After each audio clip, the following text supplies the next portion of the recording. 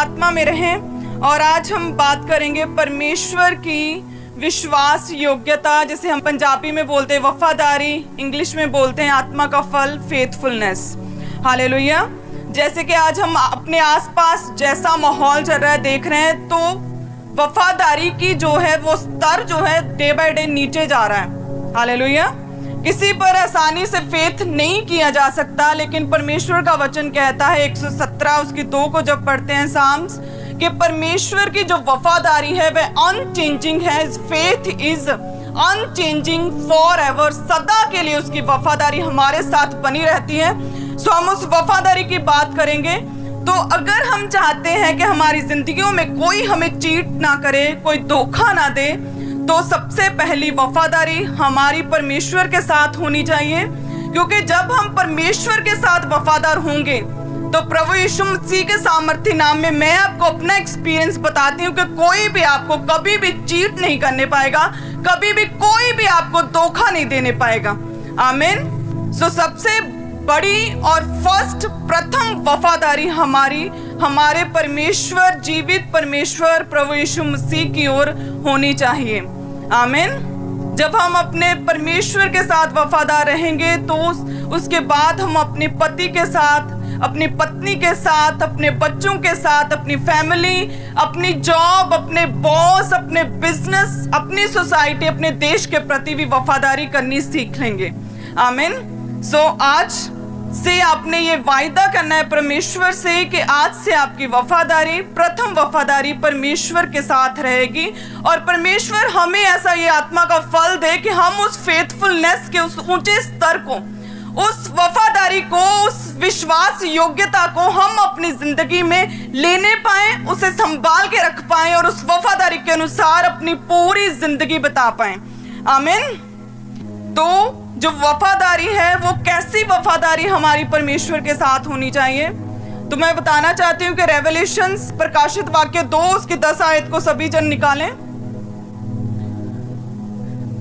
जो वफादारी है वह कैसी होनी चाहिए, तो परमेश्वर के वचन में लिखा है कि प्राण देने तक विश्वासी रहे, प्राण देने तक वफादार रहे, तो मैं तुझे जीवन का मुकुट दूंगा। आमीन। हमारी वफादारी कहां तक होनी चाहिए? प्राण देने तक। परमेश्वर कहता है आखिरी सांस तक। कब तक? जब तक कोई परेशानी ना आ जाए, जब तक जान पर न बनाए, तब तक वफादारी। प्राण देने तक। सभी जन बोले ऊंची आवाज में, प्राण देने तक वफादार रहे। आमीन। कब तक? प्राण देने तक, आखिरी सांस तक परमेश्वर के साथ वफादार रहना। ऐसा परमेश्वर का वचन कहता है। और परमेश्वर का वचन जो कि सांस फूंका हुआ, एक एक शब्द, एक एक सेंटेंस में परमेश्वर की लाइफ छुपी हुई है। सो प्राण देने तक वफादार सबसे पहले कौन रहा? हमारे परमेश्वर प्रभु यीशु मसीह। आमीन। हम देखते हैं कि गतसमनी बाग से उस कलवरी तक का रास्ता जो कुछ किलोमीटर्स का था, अत्यंत दुखों से भरा हुआ था। प्राण देने तक, क्रूसिफिकेशन तक परमेश्वर सारे दुखों को सहता रहा। हालेलुया। गतसमनी बाग में कहा कि परमेश्वर हो सके तो ये कटोरा मुझसे टल जाए, लेकिन मेरी नहीं बल्कि तेरी इच्छा मेरे जीवन में पूरी हो। आमीन। सो परमेश्वर उन दुखों को सहता हुआ कि पसीना लहू हुआ जाता था। सुंदरता जो है परमेश्वर की वो मनुष्यों की जैसी नहीं रह गई थी। कोड़े खाए, कांटों का ताज पहनाया गया, शर्मिंदगी मजाक उठाए गए, घसीटा गया, पीटा गया, मारा गया परमेश्वर, लेकिन फिर भी क्या? प्राण देने तक वफादार रहा अपने पिता के साथ। आमीन। सो हमें भी ऐसी जो वफादारी अपने परमेश्वर के साथ करनी है, और ऐसे ही वफादारी की उपेक्षा परमेश्वर हमसे करते हैं। आमीन। प्रभु यीशु मसीह ने अपने पिता के साथ वफादारी की और उसका अजर मिला परमेश्वर को कि वो जीवन का मुकुट परमेश्वर ने उन्हें पहनाया और सिंहासन पर परमेश्वर ने स्वर्ग में उन्हें बैठाया और आज तक वहां पर विराजमान है। तो परमेश्वर कहता कि जो प्रभु यीशु मसीह की तरह प्राण देने तक, आखिरी सांस तक वफादार रहेगा, तो परमेश्वर कहते कि वह जीवन का मुकुट वह पाएगा।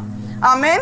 सो सभी जन प्रार्थना करें कि परमेश्वर कि हम आज से वायदा करते हैं कि प्राण देने तक हम वफादार रहेंगे। सभी जन अपने हाथों को उठाकर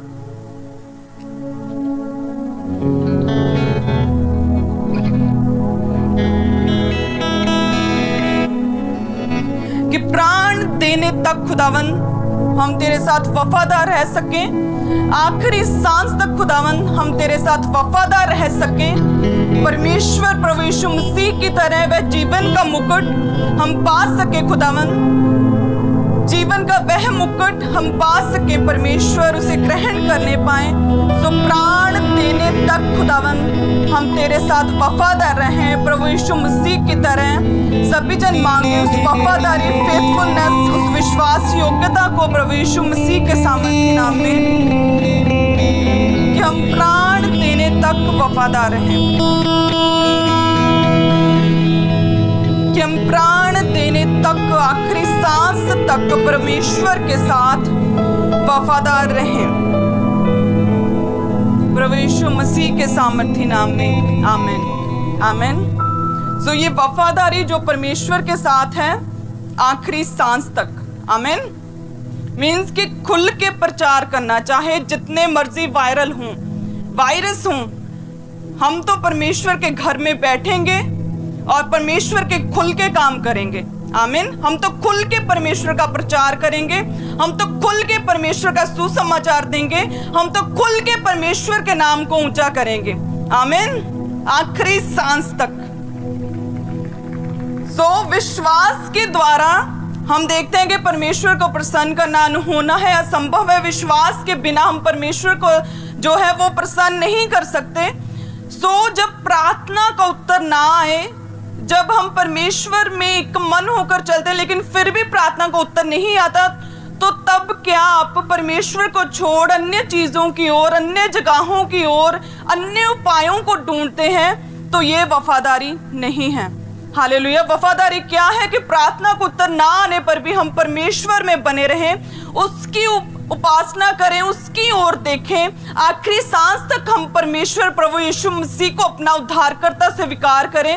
ऐसा परमेश्वर, ऐसी वफादारी की उपेक्षा, ऐसी वफादारी की डिमांड परमेश्वर अपनी कलीसिया से, हमसे, आपसे करता है। आमीन। सो ऐसी वफादारी हमारे अंदर होनी चाहिए जो कि आखिरी सांस तक हो। आमीन। सो जब हम वफादार रहेंगे तो क्या होगा? परमेश्वर का छुटकारा हमारी जिंदगियों में आएगा।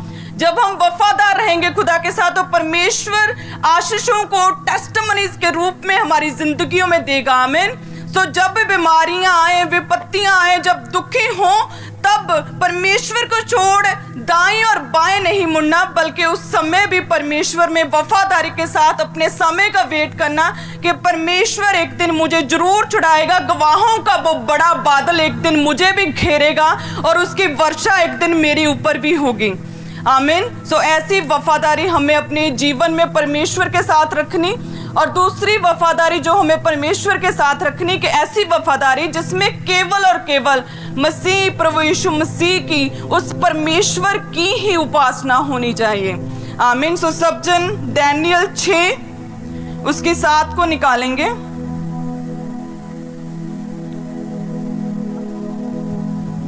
दानियेल की पुस्तक 6 अध्याय उसके 7 आयत,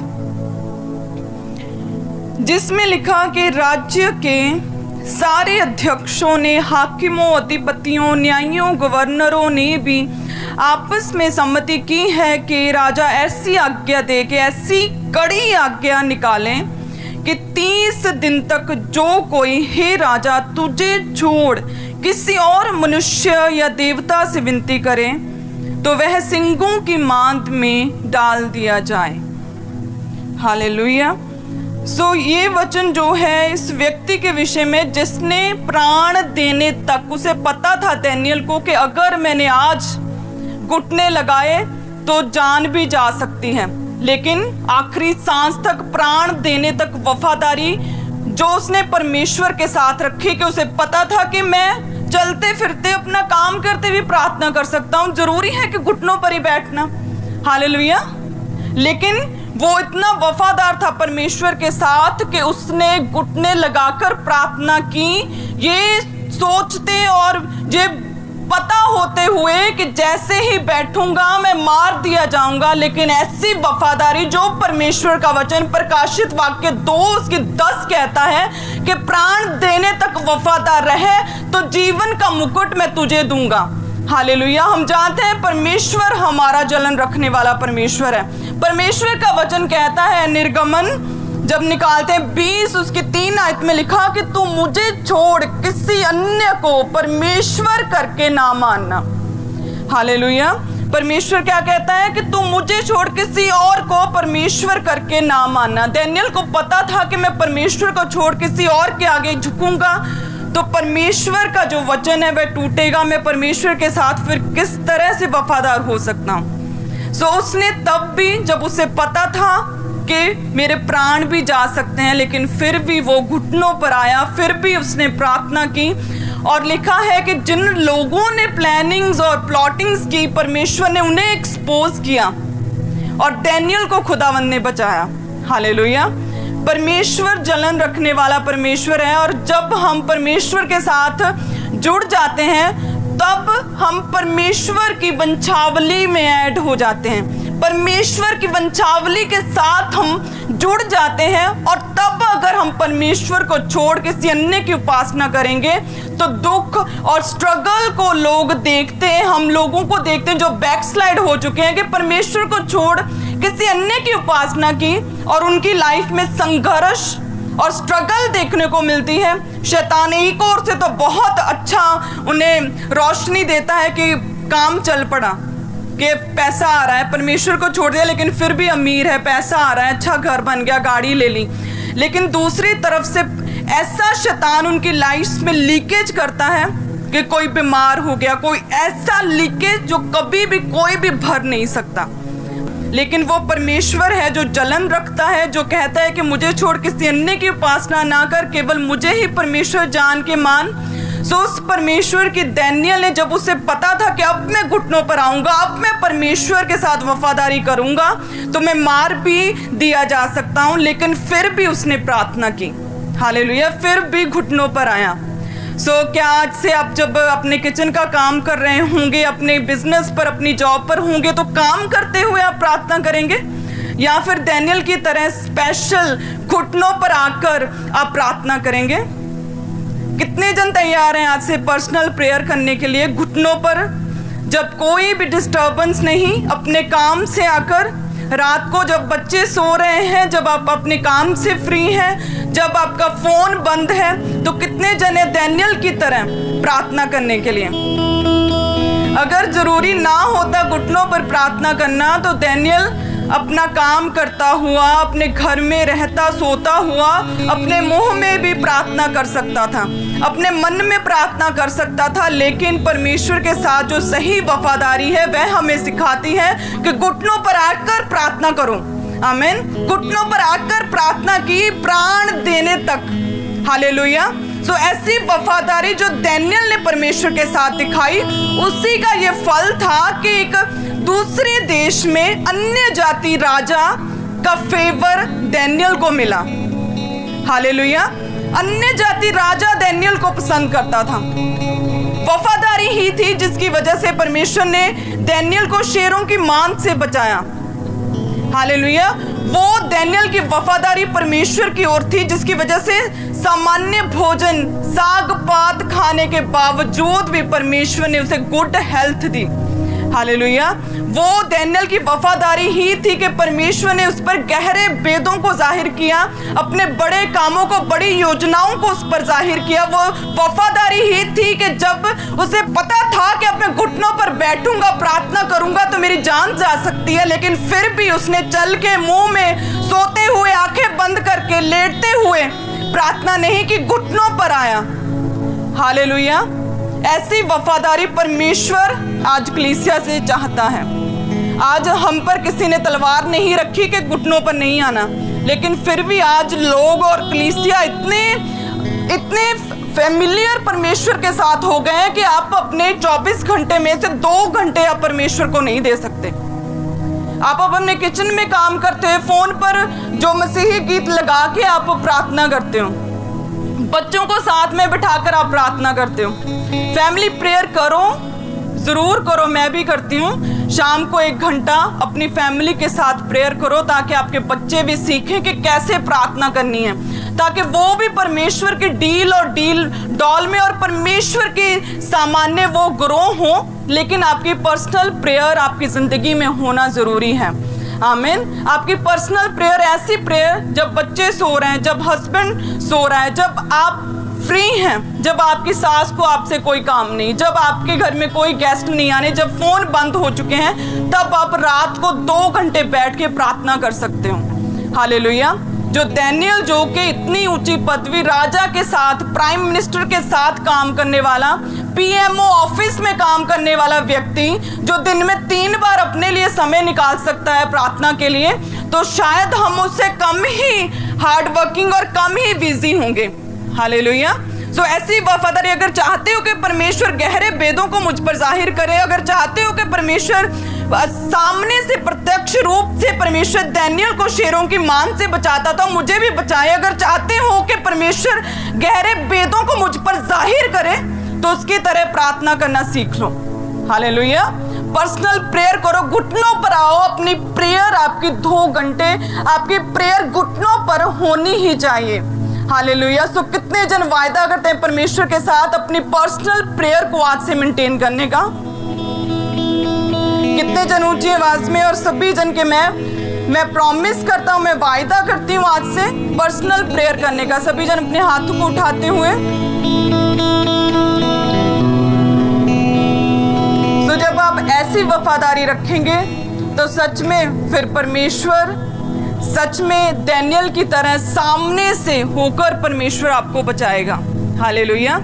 सामने से होकर परमेश्वर आपको बचाएगा। दानियल को किस तरह से परमेश्वर पहले ही वो फ्यूचर की भावी योजनाओं को खुदावंद उस पर जाहिर करता था। सो आज मैं कह सकती हूँ कि कलीसिया के ऊपर परमेश्वर, आपकी जिंदगी में परमेश्वर ने क्या रखा है, परमेश्वर सामने से सीधा साफ साफ हमें नहीं बताता, कभी भी सामने से सीधा हम पर कभी जाहिर नहीं करता।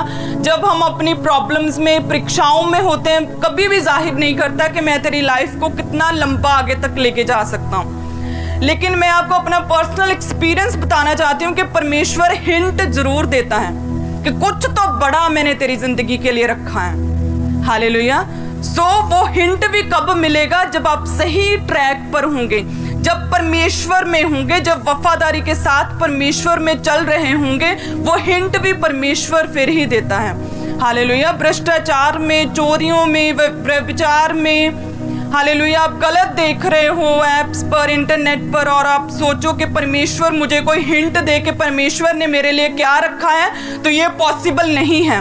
हालेलुया। तो आप गलत जगह पर हो और आप गलत परमेश्वर को मानते हो। फिर अगर आप पवित्रता में हो, क्योंकि हमारा परमेश्वर पवित्र है, वो जीवित है, वो पवित्र है, और वो पवित्र लोगों को ही पसंद करता है। हालेलुया। इसीलिए वे बेचारी परमेश्वर में आकर कई सालों तक सेवा करते हैं, मुंह से प्रभु प्रभु करते हैं, लेकिन उनकी लाइफ चेंज नहीं होती, उनके घरों में ऐसे ही स्ट्रगल रहता है, क्योंकि परमेश्वर वफादार है और वो एक्सपेक्ट करता है कि उसके बेटे और बेटियां भी वफादार हों। आमीन। सो आज से वायदा करना है खुदावंद के साथ कि प्राण देने तक खुदावंद मैं तेरे साथ वफादार रहूंगा। मैं परमेश्वर, जो तेरा वचन कहता है कि तू मुझे छोड़ किसी और की उपासना ना कर, तू मुझे छोड़ किसी और को परमेश्वर करके ना मान, तो सच में परमेश्वर मैं वफादारी के साथ केवल तेरी ही उपासना करूंगा। हालेलुया। फिर परमेश्वर कहता है कि यस, मैं तुझे ब्लेस करूंगा, तेरी जिंदगियों में बड़े काम करूंगा। हालेलुया। सो कितने जन तैयार है परमेश्वर के साथ वफादारी रखने के लिए, फेथफुल, वो विश्वास योग्यता रखने के लिए? आज कितने जन तैयार हैं? सो जितने जन ऑनलाइन भी सुन रहे हैं, आप सब भी इस वचन के ऊपर चलें, क्योंकि ये स्तंभ है हमारी क्रिश्चियनिटी का। अगर आप मसीह में हैं और वफादार नहीं, तो आपका कोई फायदा नहीं। आप जॉन और पीटर नाम से तो हो सकते हैं, आपके नाम के पीछे मसीह तो लिखा हो सकता है, लेकिन अगर आप फेथफुल नहीं, वफादार नहीं परमेश्वर के साथ, तो भूल जाओ कि परमेश्वर आपकी जिंदगियों में कभी काम करेगा। भूल जाओ कि परमेश्वर आप पर अपनी योजनाओं को जाहिर करेगा। भूल जाओ कि दानियल की तरह परमेश्वर विपत्ति में, कठिनाइयों में परमेश्वर आपको बचाएगा। हालेलुया। सो आज से वफादारी में परमेश्वर के साथ चलना है, और ऐसी वफादारी की बीमारियों में, विपत्तियों में, मुसीबतों में भी परमेश्वर के साथ वफादारी रखनी। जब हम निकालेंगे याकूब 1 उसकी 12 आयत को, जिसमें लिखा, धन्य है वह मनुष्य जो परीक्षा में स्थिर रहता है, क्योंकि वह खरा निकलकर जीवन का वह मुकुट पाएगा जिसकी प्रतिज्ञा प्रभु ने अपने प्रेम करने वालों से की है। आमीन। परमेश्वर का वचन कहता है कि धन्य है वह मनुष्य जो परीक्षा में स्थिर रहता है। फिर से वही वचन कि धन्य है वह मनुष्य जो कि अपनी परख में, अपनी बीमारियों में, अपनी विपत्तियों में परमेश्वर के साथ वफादार रहता है। सो परमेश्वर कहता कि वह परखे जाने पर जब वफादार रहता है, खरा निकलता है, शुद्ध रहता है, तो जीवन का वह मुकुट पाएगा जिसका वायदा खुदावंद ने अपनी कलीसिया के साथ, हमारे साथ, परमेश्वर ने अपने वफादारों के साथ किया है। हालेलुया। जब हम परमेश्वर के साथ वफादार रहते हैं तो लोग सोचते हैं कि मुझे इतने साल हो गए मसीह में आए हुए, मेरा काम क्यों नहीं बन रहा। इसलिए नहीं बन रहा क्योंकि आप वफादार नहीं हैं, संपूर्ण रीति से वफादार नहीं हैं। आप अपने मन में परमेश्वर को मानते हैं, लेकिन जैसे ही आपके फौरन से कोई अन्य जाति, आपके गेस्ट आपके घर में आते हैं, तो आप में इतना हियाब नहीं कि खुलकर परमेश्वर का प्रचार कर पाओ। परमेश्वर ऐसी वफादारी की आपसे डिमांड करता है कि जब आप अपने काम पर जाते हो कि परमेश्वर के बारे में बताओ। जब काम पर जा रहे हो तो कोई आपको प्रपोज करे तो आप खोल के प्रभु यीशु मसीह के बारे में बताओ कि मेरा बॉयफ्रेंड, मेरी गर्लफ्रेंड, मेरा पिता और माता प्रभु यीशु मसीह हैं। ऐसी वफादारी परमेश्वर आपसे चाहता है। हालेलुया। व्यभिचार से दूर, चोरी से दूर। आज लोगों को लगता है कि अगर सफलता चाहिए बिजनेस में, अपने काम में सफलता चाहिए, तो थोड़ी बहुती तो चोरी चलती है, थोड़ा बहुता तो शब्दां दा हेरफेर करना ही पैना, थोड़ा बहुता झूठ बोलना ही पैना। सो परमेश्वर का वचन कहता है कि तू केवल रोटी से नहीं बल्कि परमेश्वर के मुख से निकले हर एक वचन से जीवित रहता है। सो अगर केवल हम रोटी से जीवित नहीं रहते, परमेश्वर का वचन हमें जीवित रखता है, तो उसी तरह से चोरी, पाप, झूठ, रिश्वतखोरी से ही हम सफल नहीं हो सकते। अगर परमेश्वर का वचन हमारे साथ है, अगर परमेश्वर की वफादारी के साथ हम चल रहे हैं, तो भी हम अपने काम में, अपने बिजनेस में सफल हो सकते हैं। हालेलुया। परमेश्वर के वचनों को स्मरण करो, उन्हें अपने आगे रखो कि वचन क्या कहता है कि धन्य है वह मनुष्य जो कि परीक्षा में वफादार रहता है, क्योंकि वह खरा निकलकर जीवन का वह मुकुट पाएगा जिसकी प्रतिज्ञा प्रभु ने अपने प्रेम करने वालों से की है। कलीसिया कहें आमीन ऊंची आवाज में, आमीन। सो अगर मैं बताना चाहती, अगर एस्तर को पहले ही पता होता कि मैंने बड़ी होकर रानी बनना है, तो उसका पवित्रताई में रहना, उसका मोर्दके के अधीन रहना, डिसिप्लिन में रहना, रोज़ों में ड्राई फास्टिंग में रहना और प्रार्थना में रहना उसका व्यर्थ होता और उसका कोई मायना ना होता उसकी वफादारी का। क्योंकि ये वफादारी नहीं, फिर ये परमेश्वर के साथ कॉन्ट्रैक्ट होता कि परमेश्वर ने मुझे रानी बनाना है, सो इसलिए मैं पवित्रता में रहूंगी, इसलिए मैं किसी के साथ पाप नहीं करूंगी, इसीलिए मैं प्रार्थना में रहूंगी, क्योंकि मुझे बड़े होकर रानी बनना है, यहूदियों को बचाना है और मुझे ड्राई फास्टिंग करनी है, तो उसकी प्रैक्टिस मैं पहले से कर लूं। तो ये वफादारी नहीं रहती, ये परमेश्वर के साथ कॉन्ट्रैक्ट होता। लेकिन हम जानते हैं, हम परमेश्वर के वचन में से पढ़ते हैं कि एस्तर को इसके विषय में कोई भी नॉलेज नहीं थी, उसे कुछ भी नहीं पता था, कोई हिंट नहीं था कि परमेश्वर ने उसे एक रानी होने के लिए, कोई इतने ऊंचे पद के लिए परमेश्वर ने उसे चुना है। हालेलुया। वो किस तरह से पवित्रताई में रही जब माता पिता का साया उसके सिर से उठ गया, जब कोई बड़ा नहीं, कोई मनोरंजन नहीं, कोई इंटरटेनमेंट का साधन नहीं, कोई इंटरनेट नहीं, कोई ऐप नहीं चल रहा, कोई टीवी नहीं चल रहा, तब वो पवित्रताई में रही, तब वो परमेश्वर के साथ वफादार रही और उसकी वफादारी को देखकर परमेश्वर ने उसे ऊंचे ओहदे के लिए, ऊंचे पद के लिए और रानी बनाने के लिए परमेश्वर ने उसे चुना। हालेलुया। सो उसी तरह से जब हम भी परमेश्वर के साथ वफादार रहते हैं, उस परख में खरे उतरते हैं, तो इसी तरह से आज भी हम और जो लोग पवित्रताई में और वफादारी के साथ अपनी तंगियों और तकलीफों में परमेश्वर के साथ वफादारी के साथ चलते हैं, सो आज भी परमेश्वर अपने वचनों को दोहराता है और आज भी राजे और रानियां बनते हैं। आमीन। आज भी परमेश्वर किंग और क्वींस और परमेश्वर ऊंचे ओहदों पर बिठाता है। सो उसके लिए वफादारी चाहिए। वफादारी भी तब जब हमें कुछ नहीं पता, जब सभी और रास्ते बंद दिखे, जब लगे कि अब कुछ नहीं हो सकता, तब भी अगर हम परमेश्वर के साथ वो वफादारी रखते हैं तो परमेश्वर हमें एक दिन राजा और रानी बनाता है। आमीन। सो जब लगे कि सब रास्ते बंद हो गए और मैं किस स्थान पर हूं, आप बेचारे हैं, आप किस स्थान पर हैं, आपके पास कोई पैसा नहीं, आपकी कोई इज्जत नहीं, आपकी कोई वैल्यू नहीं, तो याद रखें अगर परमेश्वर साथ है तो सब कुछ पॉसिबल है। और परमेश्वर साथ कब होगा? जब परमेश्वर के साथ वफादार होंगे। आमीन। और वफादार कैसे होंगे? प्राण देने तक वफादार रहना। वफादार कैसे? केवल उसी की उपासना करनी। वफादार कैसे? अपनी विपत्तियों में, परेशानियों में, तंगियों में, जब खत्म हो गया सब कुछ, जब प्रार्थना करते करते थक गए, घुटने छिल गए, लेकिन फिर भी उत्तर नहीं आया, तब भी प्राण देने तक, आखिरी सांस तक परमेश्वर के साथ वफादार रहना। आमीन। ऐसी वफादारी परमेश्वर कलीसिया से हमसे चाहता है। आमीन। लेकिन आज तो उल्टा ही चल रहा है कि 7 हफ्ते अगर प्रार्थना का उत्तर नहीं आया तो वो लोगों को बताएंगे और वो आकर पास्टर को बताएंगे कि मुझे 7 हफ्ते हो गए, मुझे प्रार्थना करते कुछ नहीं मिला। परमेश्वर ने आपसे कोई कर्जा नहीं लिया हुआ, कोई ब्याज पे पैसा नहीं उठाया कि आपको 7 हफ्ते में वो चंगा करे ही करे। हालेलुया। आपको परमेश्वर ने अपनी जिंदगी दी है, ये बाइबल। इस बाइबल को पढ़ो, निकालो वचन और पढ़ो। इस तरह की लाइफ को पढ़ो कि क्या थी लाइफ, प्रभु यीशु मसीह के विषय में पढ़ो। हालेलुया। इस बाइबल को पढ़ो तो पता चलेगा कि वेट करो अपने समय की। God's time is the best time. अपने समय की वेट करो, पवित्रताई में रहो, वफादारी के साथ परमेश्वर के साथ चलो।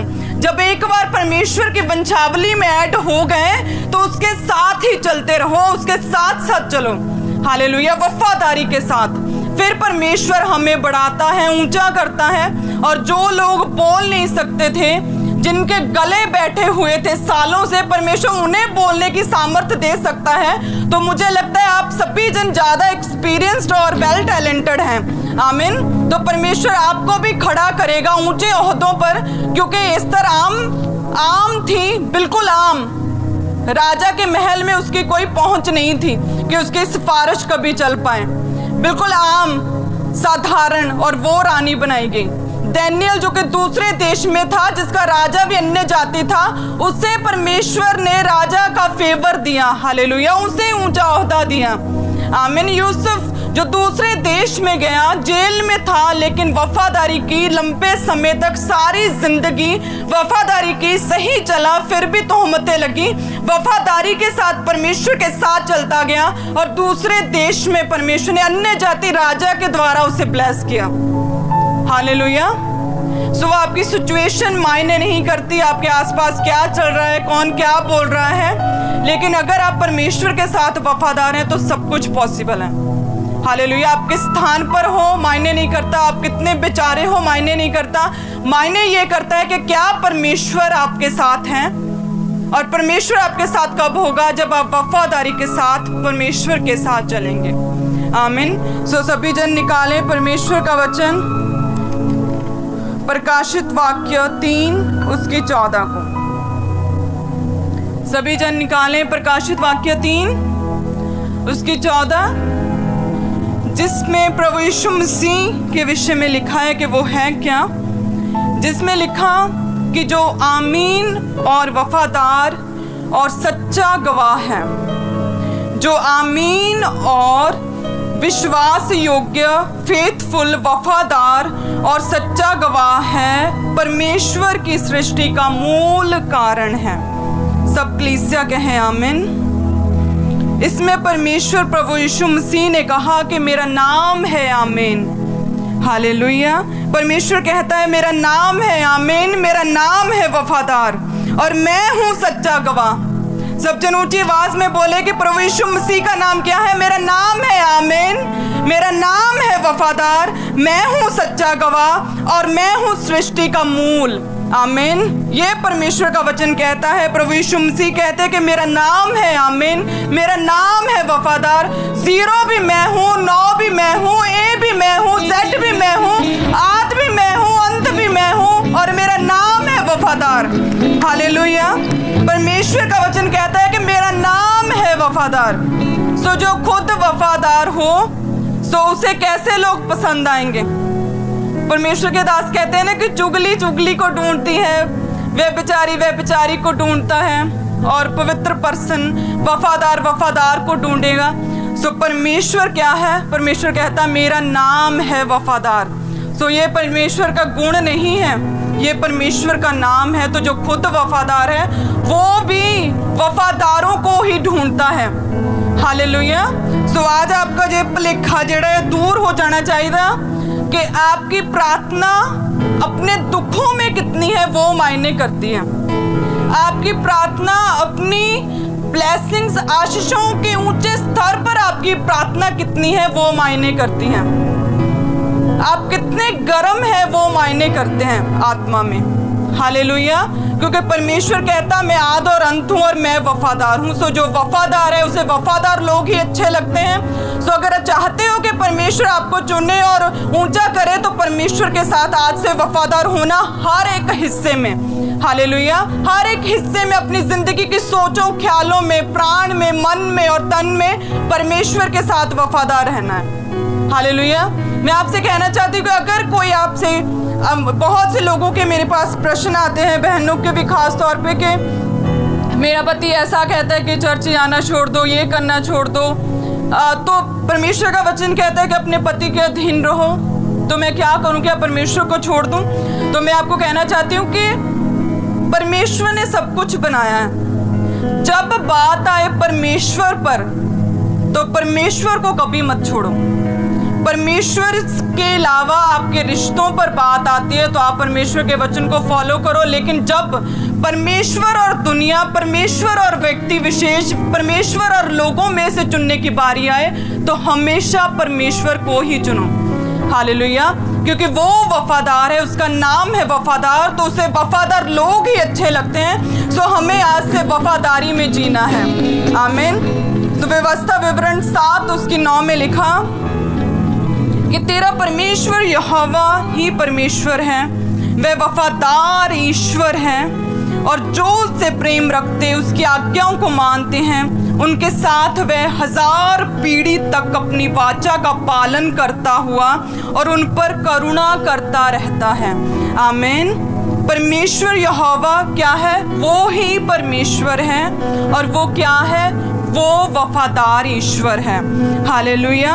और जो लोग उसके साथ वफादार रहते हैं, जो लोग उससे प्रेम करते हैं, जो लोग उसकी आज्ञाओं को मानते हैं, परमेश्वर कहता कि मैं अपने वायदे उनकी जिंदगियों में पूरे करूंगा और अपनी दया, अपनी करुणा उनकी जिंदगियों में कंप्लीट करूंगा। हालेलुया। सो परमेश्वर ही परमेश्वर है, परमेश्वर का वचन कहता, और वो वफादार ईश्वर है। आमीन। कलीसिया कहे आमीन। सो जो वफादार है, जो उसने वायदे किए हैं, परमेश्वर उन्हें पूरा करता है। और परमेश्वर ने आगे वचन किया कि वह 1000 पीढ़ी तक अपनी वाचा का पालन करता और करुणा करता रहेगा।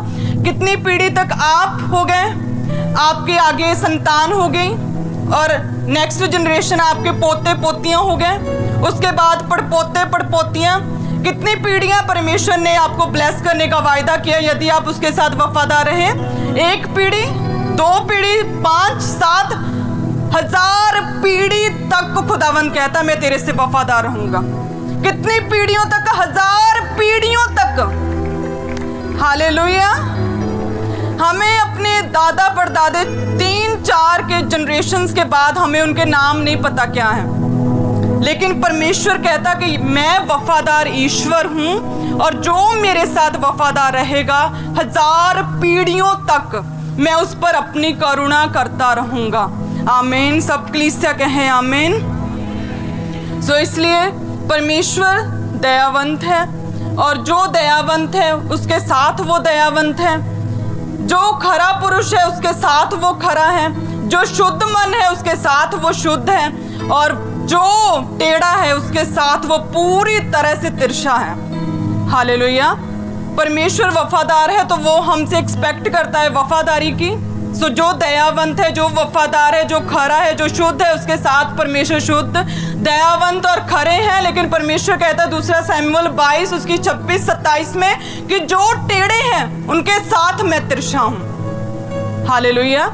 इजरायली जब दुखी थे, मिस्र में थे, गुलामी में थे, उन्होंने प्रार्थना की परमेश्वर हमें बचा, हमें बचा, हमें छुड़ा, हम गुलामी में हैं। तो परमेश्वर ने अपने दास को भेजा और मूसा को भेजा। उन्होंने मूसा पर विश्वास किया, उसके साथ अपने बेटे बेटियां, अपना कारोबार, अपना काम धंधा छोड़ के मिस्र से निकले परमेश्वर पर फेथ करके। हालेलुया। तो उस परमेश्वर ने जो के दयावंत के साथ दयावंत है, जो खरे के साथ खरा है, जो शुद्ध के साथ शुद्ध है, तो उसने जब रास्ता नहीं भी था तो उस समुंदर में से रास्ता बना दिया। हालेलुया। लेकिन परमेश्वर आगे ये भी कहता है कि मैं टेढ़े के साथ फिर तिरछा हूँ। जो फिरौन और उसकी फौज थी बार बार बात से पलटने वाली, परमेश्वर से दूर, परमेश्वर को ना जानने वाली, उन पर परमेश्वर ने रास्तों को बंद किया और पानी उनके ऊपर से बह निकला। हालेलुया। सो परमेश्वर वफादार है। सो परमेश्वर कहता अगर आप वफादार हैं मेरे साथ तो मैं भी आपके साथ वफादार हूँ। अगर आप मेरे साथ वफादार हैं तो परमेश्वर कहता कोई भी तुझे धोखा नहीं देने पाएगा। हालेलुया। अगर तू परमेश्वर के साथ वफादार है तो परमेश्वर कहता मैं तुझे ऊंची जगहों पर बिठाऊंगा, मैं तुझे ऊंचे ओहदों पर बिठाऊंगा, मैं तुझ पर गहरे भेदों को जाहिर करूंगा। परमेश्वर कहता है मैं तुझे राजा और रानी होने के लिए चुनूंगा। अगर तू दयावंत है तो यस मैं भी दयावंत हूँ। अगर तू खरा है तो मैं भी खरा हूं। अगर तू शुद्ध मन है तो परमेश्वर कहता मैं भी तेरे साथ शुद्ध मन हूं। लेकिन अगर तू टेढ़ा चले, लेकिन अगर तू परमेश्वर के साथ टेढ़ा है, चालाकी प्लॉटिंग्स करता है, परमेश्वर आने के बाद भी आपके बॉयफ्रेंड्स, गर्लफ्रेंड्स और परमेश्वर से दूर हैं, आप प्रार्थना नहीं करते, तो परमेश्वर कहता टेढ़े के साथ मैं तिरछा हूं। हालेलुया। सो कितने जन तैयार है वफादारी के साथ परमेश्वर के साथ चलने के लिए? मैंने आपको बता दिया कि परमेश्वर बड़े काम कर सकता है। परमेश्वर राजा और रानी बनाने के लिए खुदा ने हमें चुना। और परमेश्वर ऐसा नहीं कि परमेश्वर ने अपने वचन में लिखा, परमेश्वर साबित करता है समय समय पर कि यस आज भी एस्तर की तरह परमेश्वर चुनता है, आज भी पौलुस की तरह चुनता है, आज भी मूसा की तरह लोगों को चुनता है, आज भी हन्ना की तरह परमेश्वर कोखों को खोलता है। हालेलुया। सो जो वफादार है परमेश्वर कहता मैं उनके साथ वफादार हूँ। आमीन। सो कितने जन है जो परमेश्वर के साथ आज से वफादार रहेंगे? सभी जन तारीफ करें जोर से। हमारे YouTube चैनल को सब्सक्राइब करें ताकि आप परमेश्वर के गहरे भेदों को जान सकें कि कैसे आप परमेश्वर में बढ़ सकते हैं।